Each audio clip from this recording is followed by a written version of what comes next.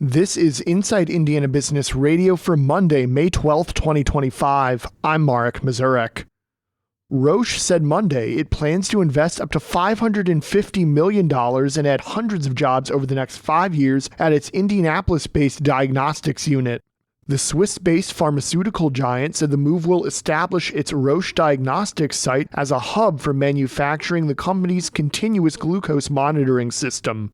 Roche said the expansion is expected to produce hundreds of skilled manufacturing jobs and thousands of construction jobs while also enhancing U.S. domestic production and reducing dependency on imports. Roche's global head of operations, Rochelle Klein, said Indy was a natural choice when looking for a location. As you know, Indianapolis is known as the crossroads of America, with access to approximately 80% of the U.S. population within a day's drive, making it the ideal location for this investment.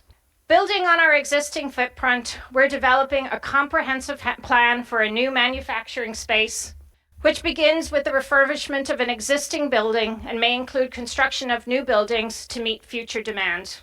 The company currently has around 4,800 employees in Indianapolis. The move is part of Roche's previously announced plan to invest $50 billion in pharmaceuticals and diagnostics over the next 5 years in the U.S. Purdue University on Monday announced Dan De Laurentiis as its next executive vice president for research. He currently serves as vice president for research institutes and centers at Purdue's Discovery Park District. De Laurentiis joined the Purdue faculty in 2004 as a professor in the School of Aeronautics and Astronautics. He previously served as chief scientist for the U.S. Department of Defense Systems Engineering Research Center from 2019 to 2024. De Laurentiis will succeed Karen Plout, who announced in January her plans to retire. Purdue said under De Laurentiis' leadership, the 15 centers and institutes at Discovery Park District were involved in more than $205 million of Purdue's total funded research in 2024. From the number one source for Indiana business news, this is Inside Indiana Business Radio. To succeed, you need to stay informed. You need to be engaged. And let's face it, you need to set yourself apart from the rest by connecting with a company that brings you the best. Because in today's environment, business is an ever-moving target, and we'll help you chase it.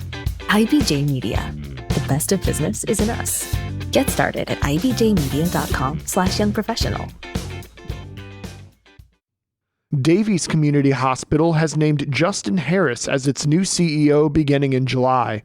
Harris most recently served as CEO of Evansville Surgical Associates, which has expanded over the past few years. Prior to joining the Evansville Group, Harris served as CEO and CFO of Orthopedic Institute of Southern Illinois and has also held multiple C-suite roles with for-profit and nonprofit rural hospitals.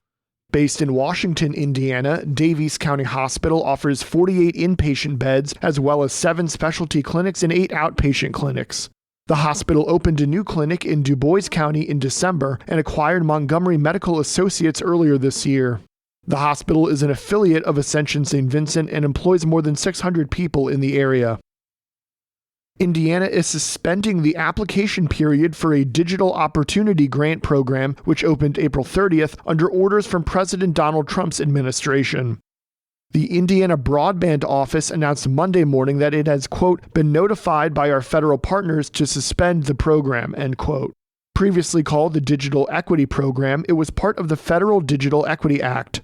The 2021 legislation provided almost $3 billion to establish 3 grant programs that promote digital equity and inclusion.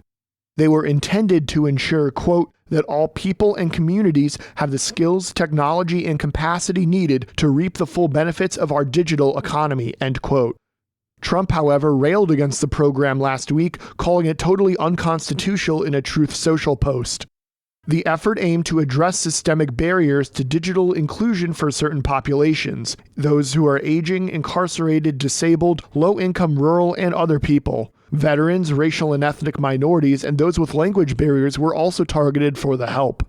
Indiana received $840,000 in 2022 to create a digital equity plan and then was allocated $15 million to implement that plan.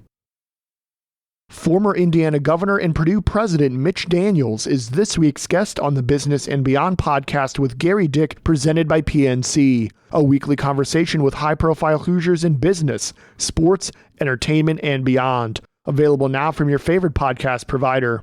I'm Mark Mazurek for Inside Indiana Business Radio on Demand. Get ready for full throttle coverage as we shift into high gear for Business at the Brickyard, presented by LiUNA with support from the City of Westfield and Daniels Family Vineyard and Winery. We're giving you the inside track on the powerful connection between motorsports and the Indiana economy. Join us at the Indianapolis Motor Speedway for exclusive interviews, behind-the-scenes access, and the stories that drive the business of motorsports. So buckle up and join us for Emmy Award-winning Business at the Brickyard coverage all month long.